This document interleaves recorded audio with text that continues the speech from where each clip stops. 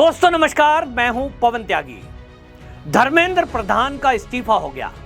इस धर्मेंद्र प्रधान जी के इस्तीफे की मांग पिछले काफी अरसे से चल रही थी। और याद करिए, जब यूजीसी में नया कानून आया था तो देश के वो लोग भी जो भारतीय जनता पार्टी के सपोर्टर हैं, जो मोदी के सपोर्टर हैं, यहां तक कि जो राष्ट्रीय स्वयंसेवक संघ से जुड़े हुए हैं, उन लोगों से मेरी बात होती थी। तभी से धर्मेंद्र प्रधान के इस्तीफे की बात चल रही थी। लेकिन अब इस्तीफा हुआ तो क्या अभिजीत दिपके कॉकरोच पार्टी के दबाव में हुआ? अगर बात करें कॉकरोच पार्टी की तो वहां जश्न का माहौल है। आम आदमी पार्टी के अरविंद केजरीवाल, मनीष सिसोदिया और बाकी नेताओं के चेहरे खिले हुए हैं। और सबसे ज्यादा झटका अगर किसी को लगा है इस इस्तीफे से, वो है कांग्रेस के नेताओं के चेहरे उतरे हुए हैं। यूं तो वो कह रहे हैं कि इस्तीफा युवाओं की जीत है, लेकिन इस जीत में भी कांग्रेस की हार है, क्योंकि मुद्दा ये पूरा का पूरा आम आदमी पार्टी के अरविंद केजरीवाल के हाथ में चला गया है। अब उनको लग रहा है कि युवाओं की जो भीड़ अभिजीत दिपके ने जुटाई, ये दूसरा अरविंद केजरीवाल पैदा हो चुका है। पहले अन्ना आंदोलन से अरविंद केजरीवाल निकला, जिसने कांग्रेस को पूरे देश में झटके दिए। न केवल झटके, कई राज्यों से कांग्रेस का सफाया हो गया।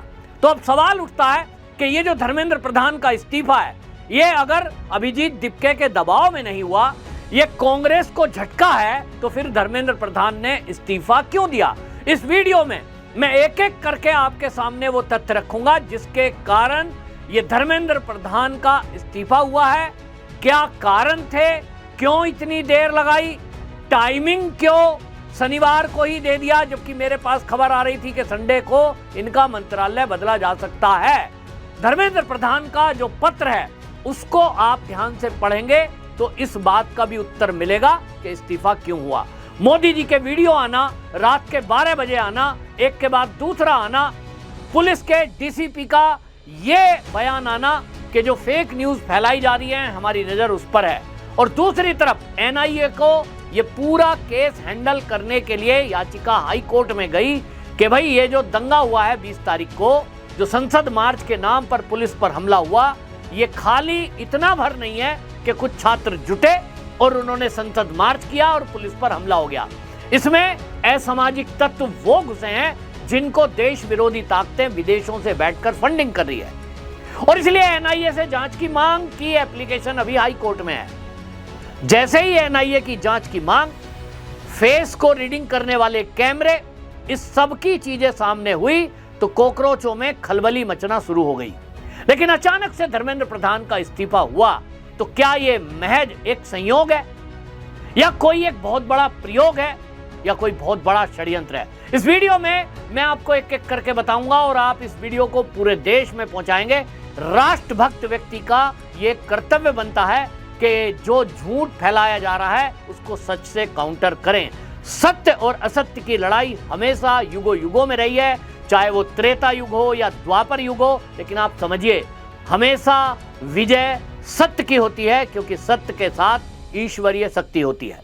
मेरा काम एक पत्रकार के नाते आप तक सच पहुंचाना है, लेकिन आप भी अपने आप में स्वयं उस परमात्मा की शक्ति का एक अंश हैं और आप भी पत्रकार हैं कि झूठ को फैलने से बचाना है, असत्य को फैलने से बचाना है, बुराइयों का अंत करना है, तो सच को हम एक दूसरे तक पहुंचाएं। ये राष्ट्रभक्ति भी है और ये ईश्वर भक्ति भी है।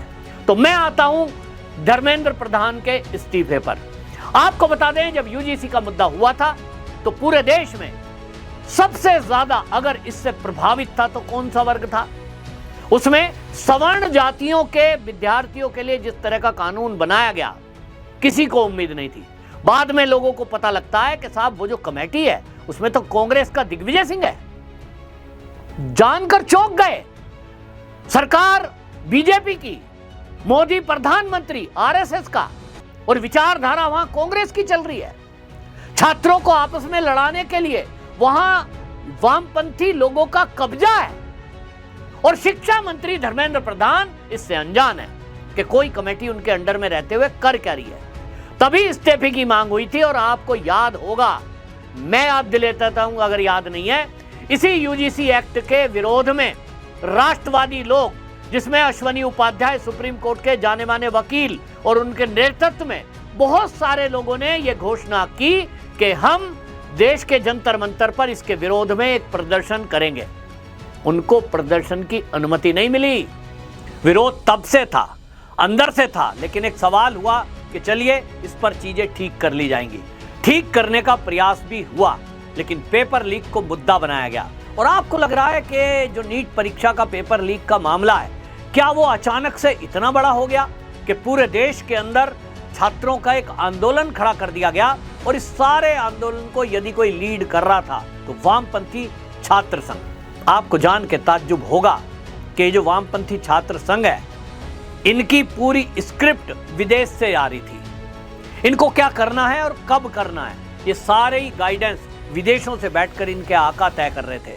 पूरी एक टूल किट तैयार की गई, पूरी एक टूल किट तैयार की गई। और उसकी तैयारी यहाँ भारत में ऐसा कह लीजिए जैसे कोई ठेका देते हैं ना आप, कि मुझे मकान बनाना है, बिल्डिंग बनाने का ठेका किसी को दिया गया, इलेक्ट्रीशियन को वायरिंग करने का ठेका दे दिया गया, या आपने किसी को ठेका दे दिया पेंट और पुताई करने का लास्ट में कि ये ठेका है भाई, मेरा मकान है, इस बिल्डिंग की पुताई का इतने में ठेका। ऐसे ही इस देश में आंदोलन करके ठेका लिया जा रहा है। कुछ लोग यहाँ बैठे हुए देश विरोधी ताकतों से ठेका लेते हैं कि भाई इतने पैसे आपको मिलेंगे, आपको ये जिम्मेदारी दी जाती है कि ये जो केंद्र में मोदी की सरकार चल रही है, क्योंकि ये राष्ट्रवादी सरकार है, ये हिंदुओं की सरकार है, ये हिंदुत्व की सरकार है, ये सनातनियों की सरकार है, ये तो इतिहास बदलने चले हैं। हम तो अभी तक अकबर महान है पढ़ा रहे थे, बाबर तो बहुत बढ़िया आदमी था, औरंगजेब तो हिंदुओं की सेवा करता था। इस तरह का नैरेटिव वामपंथियों ने गढ़ा था कि कहां से आ गए, गौरवशाली इतिहास पढ़ाने की बात कर रहे हैं, वैदिक गणित की बात कर रहे हैं, गुरुकुलों को स्थापित पुनर्स्थापित करने की बात कर रहे हैं, ये तो हिंदू राष्ट्र बनाने की बात कर रहे हैं। ऐसी सरकार को दुनिया की कोई ताकत जो हिंदुत्व विरोधी, हिंदू विरोधी, भारत विरोधी कतई सहन नहीं करेगी। तय किया गया कि मोदी सरकार को 2029 तक यदि टाइम दे दिया गया तो मोदी जी 2029 के कार्यकाल में वो काम कर जाएंगे कि फिर भारत उतना मजबूत हो जाएगा कि इसको हिलाना अमेरिका और चीन के लिए भी नामुमकिन है। और इसीलिए तय हुआ कि 2029 नहीं आने देना है। 2027 में योगी अगर उत्तर प्रदेश में फिर से भारी बहुमत से जीत जाते हैं तो योगी जी अगले प्रधानमंत्री के लिए निश्चित रूप से तय हो जाएंगे, क्योंकि राष्ट्रीय स्वयंसेवक संघ की योजना में वो नाम तय है कि योगी आदित्यनाथ 2029 के चुनाव के बाद केंद्र की पॉलिटिक्स में आ जाएं और फिर उसके अगली बार वो देश के प्रधानमंत्री बन जाएं। तो इन्होंने तय किया कि योगी को उत्तर प्रदेश में घेरना है, किसी भी कीमत में योगी आदित्यनाथ को उत्तर प्रदेश का सीएम एक बार फिर से बनने नहीं देना है। तो योगी के खिलाफ एक षड्यंत्र रचा जाए, उसके लिए कोई लीडर चाहिए, उसके लिए युवाओं की वोट भाजपा को ना जाए, क्योंकि आज की डेट में पूरे देश के युवाओं का यदि कोई सबसे ज्यादा पसंदीदा नेता है वो है मोदी जी के बाद योगी आदित्यनाथ। दो ही नाम, मोदी और योगी, देश के युवाओं के, राष्ट्रवादी युवाओं की बात कर रहा हूं, उनके मुंह पे है। और इसलिए इन्होंने तय किया कि एक तरफ मोदी को कमजोर किया जाए, दूसरी तरफ योगी पर प्रहार किया जाए।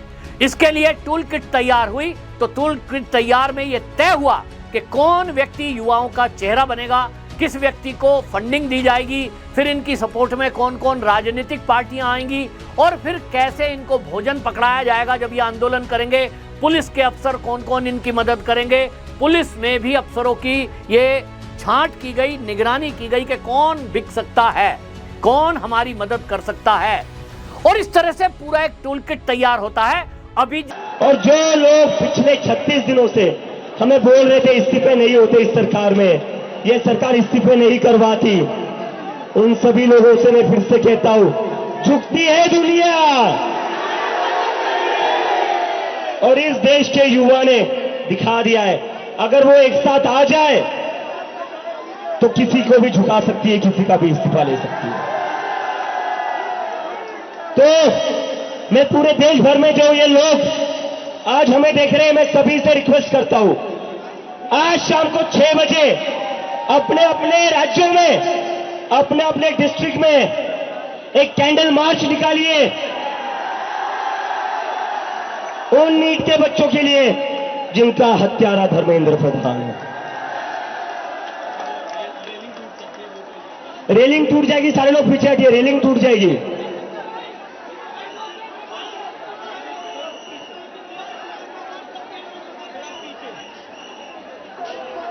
रेलिंग से सारे लोग पीछे हट जाइए। और मैं मोदी जी से कहना चाहता हूं, सुबह हो गई मामू, सुबह हो गई मामू, सुबह हो गई है, डेमोक्रेसी की सुबह हो गई है। अब इस देश की जनता जाग चुकी है। और जैसे कि मैंने कहा था, यह पहला विकेट है, यह पहला विकेट है। यहां नहीं रुकेंगे, अब तो बस शुरुआत हुई है, अभी तो बस शुरुआत हुई है। मैं सभी उन स्टूडेंट्स को सैल्यूट करता हूं, सभी वॉलंटियर्स को सैल्यूट करता हूं जो पिछले 36 दिन से यहां पर 45 डिग्री की धूप में बैठे हुए थे, बारिश में बैठे हुए थे। पुलिस वालों ने दिप्के नाम का एक व्यक्ति जिसको कोई नहीं जानता, अचानक से एक नाम अमेरिका से यहां इंपोर्ट किया जाता है और इंपोर्ट करने के साथ ही उसको आगे बढ़ाने के लिए इसी बात से अंदाजा लगाइए 20 मिलियन फॉलोवर, मीडिया का कवरेज, बड़े बड़े न्यूज चैनल पर इंटरव्यू, ये लॉन्च किया जाता है। अरबों रुपया इसके लिए, लाखों नहीं अरबों रुपया इसके लिए बहाया गया कि एक व्यक्ति को लॉन्चिंग अच्छी तरह से कराई जाए। अभिजीत दिप्के के साथ जो नाम आपने सुने उसमें एक नाम एक पत्रकार का है, वो है सौरभ दास।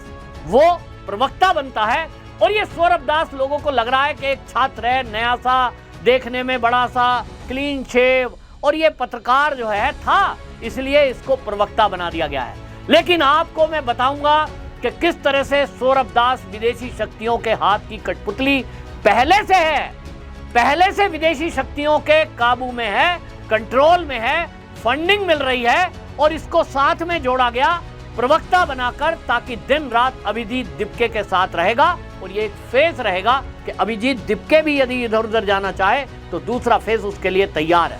फंडिंग की जा रही है और सारा इस खेल में फिर तय होता है ठेकेदार एक और वो है Rahul Gandhi.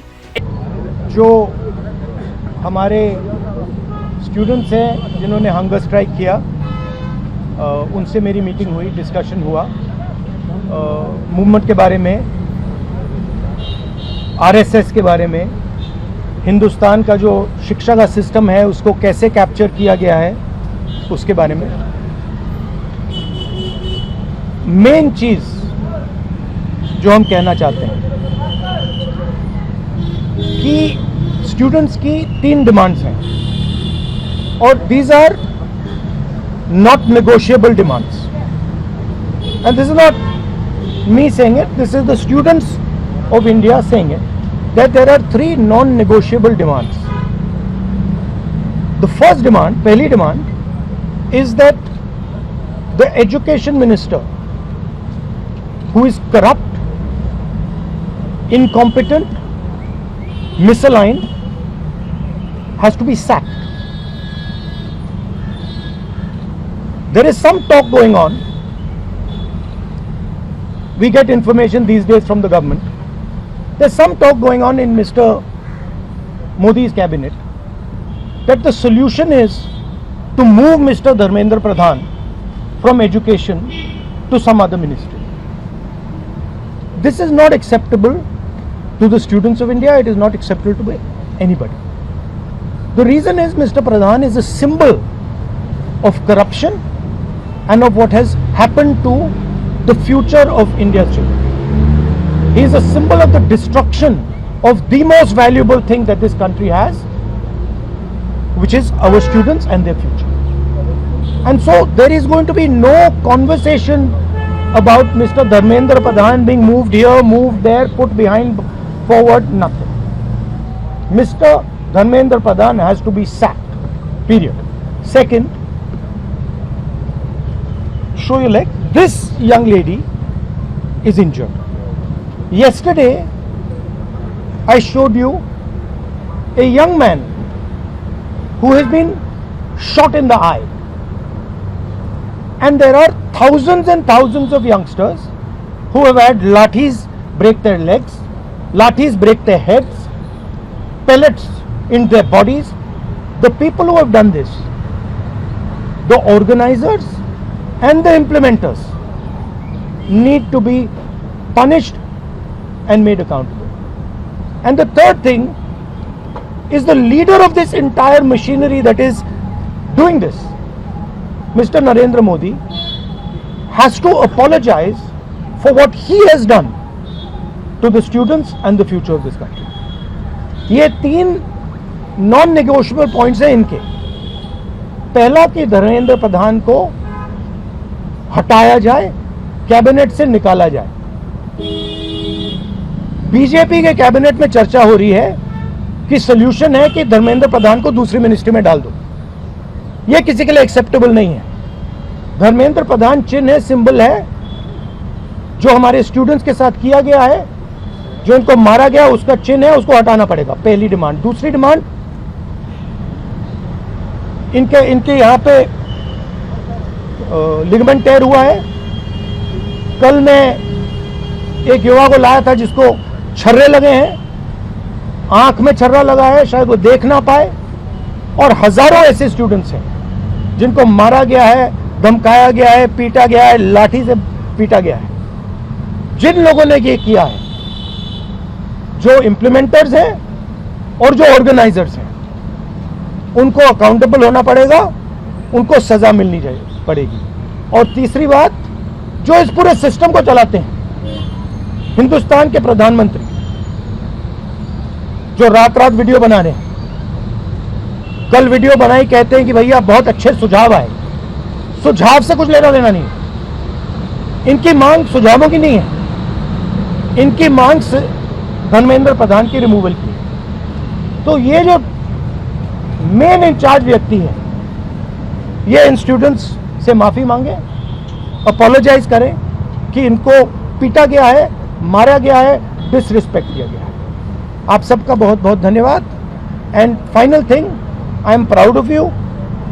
You are India's biggest strength and I am proud of every single one of you who is standing there resisting this government that is attacking the constitution, destroying the constitution, attacking our institutions and destroying our future. Thank you. एक को ठेका दिया जाता है कि जंतर मंतर पर आपको देश के युवाओं को जुटाना है। आपको पूरे देश में जो वामपंथियों का छात्र विंग है वो मदद करेगा। आपको जिस भी शहर में आंदोलन करना है, हर बड़े शहर के यूनिवर्सिटी कॉलेज में जो वामपंथी है, इनका छात्र विंग है, वहां आपकी हेल्प करेगा। जिस स्टेट में राजनीतिक दल भारतीय जनता पार्टी का विपक्ष है, वो वहां उसकी मदद करेगा। जैसे बिहार में आरजेडी, उत्तर प्रदेश में समाजवादी पार्टी और अलग अलग राज्यों में इस तरह से जहां जिसका प्रभुत्व ज्यादा है वहां कहीं कहीं कांग्रेस। दूसरी तरफ राहुल गांधी को यह कहा गया कि आप देश के जो नेता हैं उनको जुटाएंगे, राजनीतिक दलों के नेताओं का एक अखाड़ा, क्योंकि युवाओं में राजनीतिक दल जाएगा तो मामला घालमेल हो जाएगा। और इसलिए 2 अलग अलग ठेके दिए गए। अभिजीत दिपके, सौरभ दास को दिया गया युवाओं को जोड़ने का ठेका कि कॉलेज के जाने वाले, स्कूल जाने वाले, पढ़ने वाले बच्चों को आप प्रभावित करें। नया है, युवा चेहरा है, लोगों को लगता है अभी बस 12वीं पास करके ही सौरभ दास ये प्रवक्ता बन गया है। चेहरा देखो, आप गूगल कर लो, नहीं पता तो। और इसलिए युवाओं को जोड़ने के लिए चेहरा प्रभावित करेगा। दूसरी तरफ राहुल गांधी देश के नेताओं को जोड़कर एक मंच पर लाकर और वो देश विरोधी अभियान चलाना, जो विदेश में राहुल गांधी की यात्रा होती है उसके बाद शुरू होता है, प्रधानमंत्री के घर को घेरेगा। एक आदमी प्रधानमंत्री के घर को घेरेगा, प्रधानमंत्री के घर को घेरेगा क्योंकि गोली नहीं चला सकते सांसद जब सामने बैठे हों, और उनके पीछे ये कॉकरोचों की भीड़ प्रधानमंत्री के घर में घुसा दी जाएगी। जब मजबूरी होगी कि प्रधानमंत्री के घर में भीड़ घुसने को तैयार बैठी हो, 2 ही रास्ते हैं। या तो अन्य देशों में जो आंदोलन हुआ, नेपाल में, श्रीलंका में, बांग्लादेश में, कि वहां का प्रधानमंत्री हेलीकॉप्टर पे बैठता है और वहां से विदेश भाग जाता है। या तो मोदी विदेश भागेगा, नहीं तो उनको उन्हीं के घर में, जैसे बाकी कुछ देशों में हुआ, कि मार दिया जाएगा, घर को जला दिया जाएगा।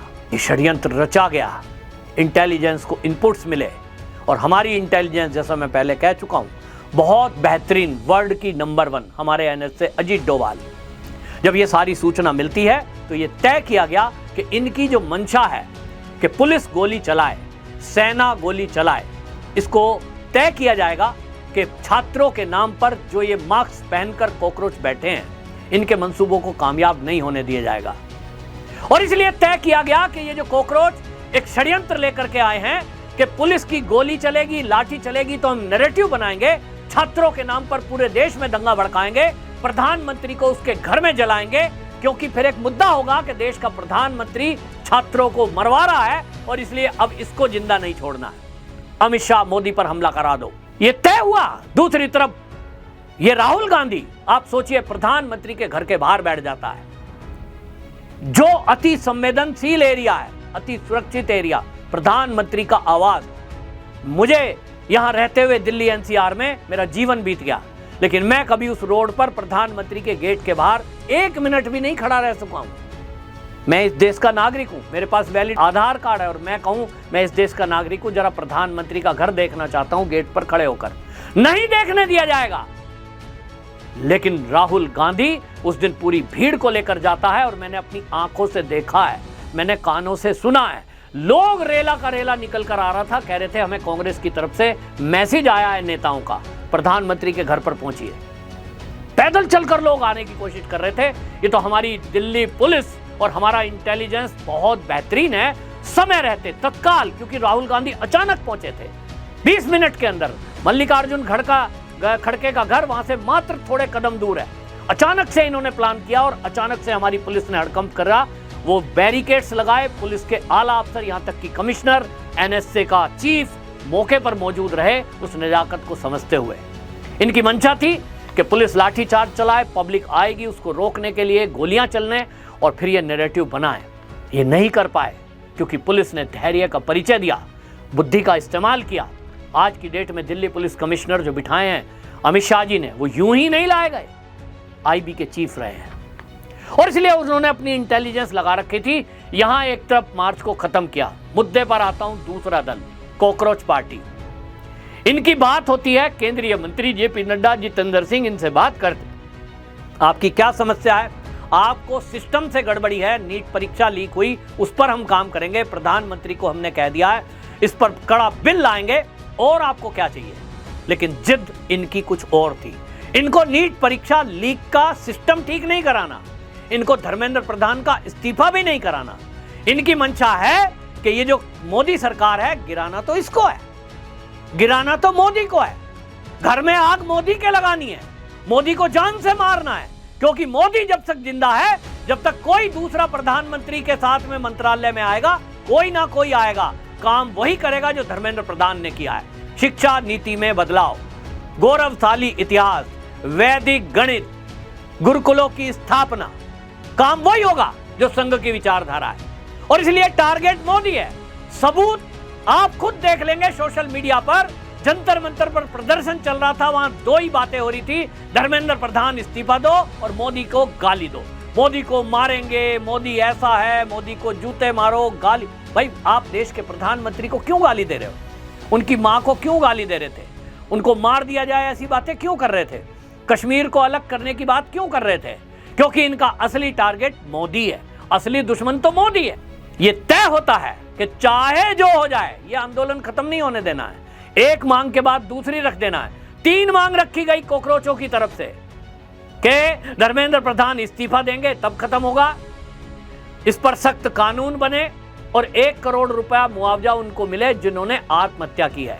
ये पढ़े लिखे दिमागदार यूनिवर्सिटी जाने वाले लोग ये क्या बोल रहे थे मंच से? धर्मेंद्र प्रधान हत्यारा है क्योंकि जो लोग मरे हैं उनकी हत्या का कारण ये है। क्या हत्या और आत्महत्या ये 2 अलग चीज नहीं है? ये 2 अलग चीज है। लेकिन धर्मेंद्र प्रधान को हत्यारा कहा गया ताकि लोगों के मन में नफरत फैलाई जा सके, छात्रों के, कि धर्मेंद्र प्रधान यदि कहीं मिल जाए उनके ऊपर अटैक कर दो। फिर पुलिस को जलील किया गया, फिर दिल्ली पुलिस और सीएपीएफ जो थी वहां, उसके खिलाफ गुस्सा भड़काया गया और कहा गया कि ये जो दिल्ली पुलिस है ये अत्याचारी है, देखो इन्होंने 2 छात्र जान से मार दिए। झूठ फैलाया गया, मैंने अपने कानों से सुना है, मैंने रिकॉर्डिंग की, दिल्ली पुलिस को दी है कि ये देखिए कैसे झूठ फैलाया जा रहा है कि 2 छात्र 20 तारीख को दिल्ली पुलिस ने पीट कर मार डाले।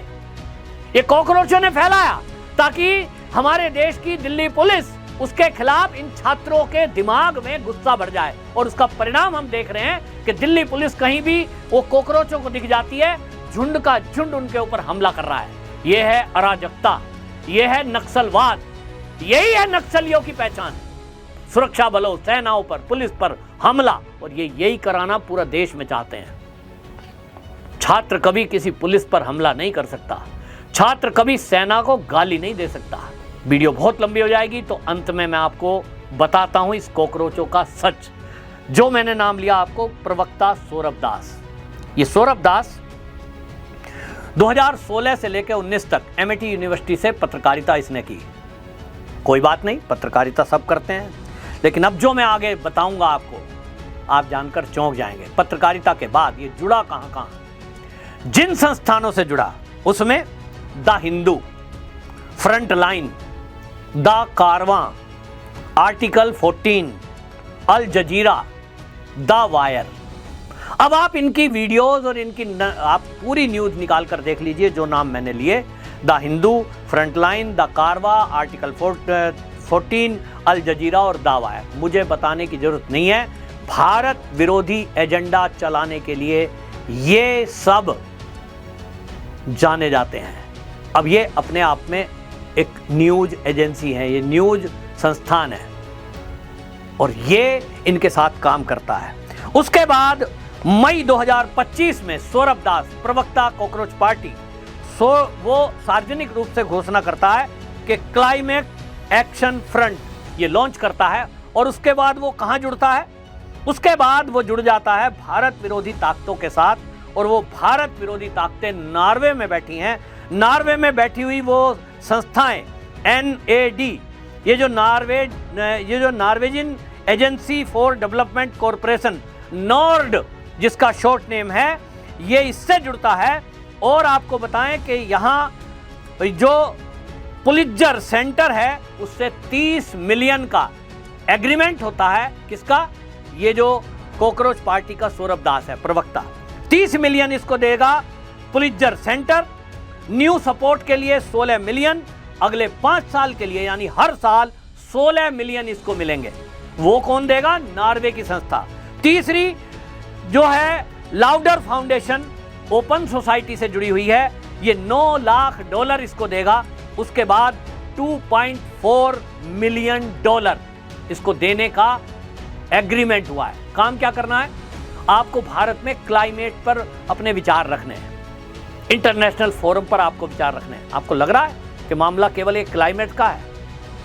उसके तुरंत बाद जैसे ही समझौता होता है, मिलियंस डॉलर का समझौता होते ही, इस संस्था से जुड़ते ही, ये वो संस्था है जिससे वो पत्रकार भी जुड़ी है। मोदी जी जब विदेश जाते हैं तो वो मोदी जी से देश विरोधी सवाल करती है। International climate and forest initiative ये संस्था है, और इधर पन्नू 10 करोड़ रुपए देता है। PFI से जुड़ी हुई जो संस्थाएं हैं उनकी छात्रविंग बुरखे पहन कर जंतर मंतर पर पहुंचते हैं, और दिल्ली के गुरुद्वारों से और दिल्ली की मस्जिदों से भोजन के पैकेट, चंदा इकट्ठा करके प्रतिदिन पिज्जा, बर्गर, शराब, बाकी चीजें वहां भेजी जा रही हैं। लगातार शाम के टाइम और दिन में भी ये तय होता है मस्जिदों से कि इस मस्जिद से इतने लोग जंतर मंतर जाने हैं, इतनी महिलाएं जानी हैं, इतने बच्चे भी जाने हैं, बच्चे तक भेजे गए। और ये तय किया गया जितने दिन आंदोलन चलेगा, इस आंदोलन को जिंदा रखने के लिए बाहर से भी, यानी दिल्ली के बाहर के भी लोग क्रमबद्ध तरीके से आते ही रहेंगे। और इसको जब तक चलाना है, जब तक जो है यहाँ घोषणा ना हो जाए। और क्लाइमेट से आपको एक और नाम ध्यान आया होगा, सोनम वांगचुक। सोनम वांगचुक की आप गूगल करके देख लीजिए, सोनम वांगचुक पाकिस्तान क्लाइमेट, आपको वो पूरी जानकारी मिलेगी कि किस तरह से ISI पाकिस्तान की जो संस्था है उसके एक कार्यक्रम में सोनम वांगचुक पाकिस्तान गए थे।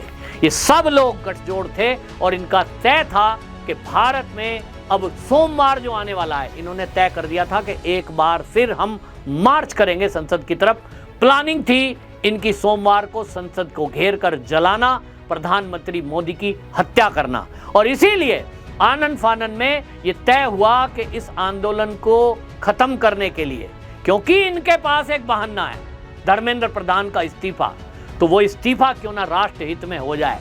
और इसीलिए धर्मेंद्र प्रधान जी इस्तीफा देते हैं। और राष्ट्र हित में दिए इस इस्तीफे में आप गौर करेंगे तो आप पाएंगे इस धर्मेंद्र प्रधान जी ने जो इस्तीफा दिया उसमें आप पढ़िए, मैं कहता हूं, मैं पूरा पत्र पढ़ के नहीं सुना रहा हूं क्योंकि वीडियो ऑलरेडी लंबी हो गई। ये मैं आपको एक लाइन पढ़ के सुना रहा हूं जो धर्मेंद्र प्रधान ने अपने एक्स पर पोस्ट करते हुए उस पत्र में लिखी है, जो उन्होंने मोदी जी को इस इस्तीफा देते हुए लिखा है। उन्होंने लिखा, पिछले 10 दिनों का घटनाक्रम देखकर मेरा मन दुखी हुआ। यह मेरे लिए व्यक्तिगत प्रतिष्ठा का विषय नहीं है। भारत की युवा शक्ति ही देश की असली ताकत है। देश की युवा शक्ति को भ्रम के कुचक्र में फंसने नहीं देंगे, ये मेरा संकल्प है। जंतर मंतर पर और देश में जो स्थिति बनी है, इस स्थिति का राष्ट्र विरोधी ताकतें लाभ ना उठाएं। देश की एकता बनी रहे। भारत का एक भी विद्यार्थी का भविष्य कानूनी पेचीदगियों में ना उतरे। समझें, बच्चे हमारे समय में पढ़ाई में लगाएं, कैरियर बनाने पर फोकस करें। इसी बात का विचार करते हुए मैंने अपना त्यागपत्र माननीय प्रधानमंत्री को भेज दिया है। ये इसी लाइन में सारी इस बात का उत्तर है कि धर्मेंद्र प्रधान जी ने इस्तीफा क्यों दिया। मोदी जी दबाव में ना आते हैं, ना कभी भी आएंगे। उनकी काम करने का तरीका यही है। लेकिन जब राष्ट्र पर बात आ जाए तो राष्ट्र सर्वोपरि की भावना वाला हर व्यक्ति अपने निजी स्वार्थ, अपनी पोस्ट, अपना परिवार सब कुछ छोड़ सकता है। मोदी जी तो कब का परिवार छोड़ चुके इस राष्ट्र सर्वोपरि के लिए। तो धर्मेंद्र प्रधान भी उसी कड़ी का हिस्सा है। बैकग्राउंड सबकी राष्ट्रीय स्वयंसेवक संघ है, विचारधारा वही है। तो राष्ट्र सर्वोपरि है, मैं रहूं ना रहूं, ये राष्ट्र रहना चाहिए। इस भावना से राष्ट्रीय स्वयंसेवक संघ का हर स्वयंसेवक काम करता है। उसके लिए कोई मंत्रालय की पोस्ट, उसके लिए किसी संगठन की गद्दी, उसके लिए घर परिवार वो सेकेंडरी है। और इसलिए धर्मेंद्र प्रधान जी ने राष्ट्र हित में ये इस्तीफा दिया है, ना कि किसी के दबाव में। यदि कोई अभिजीत दिपके या राहुल गांधी ये सोच रहा है कि हमने दबाव बनाया इसलिए इस्तीफा हो गया, नहीं। देश विरोधी ताकतें एक्टिव थी और वो देश विरोधी ताकतों ने भारत के युवाओं को, भारत के नेताओं को फंडिंग करके देश विरोधी ताकतों के हाथ की कठपुतली बनाकर यहां गृह युद्ध करने की स्थिति तैयार कर दी थी। इसलिए धर्मेंद्र प्रधान जी ने इस्तीफा दिया है। तो दोस्तों, जैसा मैंने आपको कहा, मैं इतनी रिसर्च और जानकारी आपके लिए जुटाकर लाता हूं क्योंकि इस देश में सत्य और असत्य की लड़ाई है। एक बार फिर आपसे आग्रह करूंगा, इस जानकारी को हर मोबाइल तक आपका पहुंचाना कर्तव्य है। यदि आप राष्ट्रवादी हैं, यदि आप सनातनी हैं, यदि आप इस देश से प्यार करते हैं, भारत माता की जय चाहते हैं, भारत को हिंदू राष्ट्र देखना चाहते हैं, तो इस वीडियो को जरूर पहुंचाएं क्योंकि देश विरोधी ताकतें झूठ फैलाने के लिए सोशल मीडिया पर तरह तरह की बातें फैला रहे हैं। आप निश्चिंत रहिए, मोदी हैं तो बहुत चीज मुमकिन है। और हर राष्ट्रवादी यदि इस देश में ये संकल्पित है कि हम इस राष्ट्र को कुछ नहीं होने देंगे, ये कॉकरोच हो या कॉकरोच के अब्बाजी हो, ये जो भी कुछ कर लें, हम इनका मुकाबला करेंगे। सोशल मीडिया पर आप और हम, जमीन पर जो लाखों कार्यकर्ता, करोड़ों कार्यकर्ता हैं, दिन रात काम कर रहे हैं। और ये देश में बैठे हुए राजनीतिक मोदी जैसे लोग, योगी जैसे लोग जब तक हैं, यकीन मानिए इस देश का कोई बाल बांका नहीं कर पाएगा। केवल ऐसे लोगों के साथ खड़े होने की आवश्यकता है। सोशल मीडिया पर जरूर सरकार वीक है, उसको मजबूत करने की जिम्मेदारी आपकी और मेरी है। मुझे कुछ देगा, मुझे कुछ मिलेगा नहीं, मैं इस देश को क्या दूंगा, ये विचारधारा होनी चाहिए। जरूर इस वीडियो को शेयर करिए, अपनी राय कमेंट में जरूर लिखिए। वंदे मातरम।